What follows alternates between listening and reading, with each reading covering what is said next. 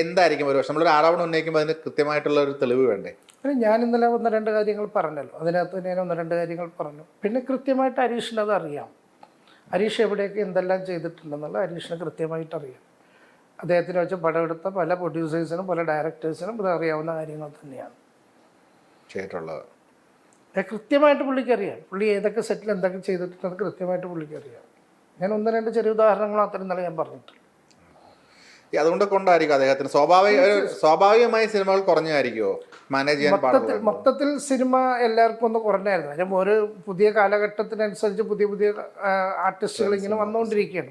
New generation വരുമ്പോൾ അതനുസരിച്ചുള്ള ആർട്ടിസ്റ്റുകൾ വന്നുകൊണ്ടിരിക്കുകയാണ്. സ്വാഭാവികമായിട്ടും പഴയ ആൾക്കാരുടെ ഇതങ്ങോട്ട് താഴത്തോട്ട് കയറിയത് താഴത്തോട്ട് പോകുന്നത് ഇൻഡസ്ട്രിയിൽ പതിവാണ്. പിന്നെ നമുക്കൊരാൾ ഒരിക്കലും കഴിവുള്ള ഒരാളെ നമ്മൾ ആരും വിചാരിച്ചാലൊന്നും അയാളെ വിലക്കാനോ അല്ലെങ്കിൽ അയാളെ നമുക്ക് ഒഴിവാക്കിപ്പെടാനോ പറ്റില്ല. അയാളെ നിർബന്ധമാണെങ്കിൽ തീർച്ചയായിട്ടും അയാൾ ആ സിനിമയിൽ അഭിനയിച്ചിരിക്കും. അതൊരു പ്രൊഡക്ഷൻ കൺട്രോൾ വിചാരിച്ചാലും നടക്കില്ല. അത് ഡയറക്ടറും അതിൻ്റെ സ്ക്രിപ്റ്റ് റൈറ്ററുമാണ് തീരുമാനിക്കുന്നത് ആരൊക്കെയാണ് അഭിനയിക്കേണ്ടതെന്നുള്ളത്.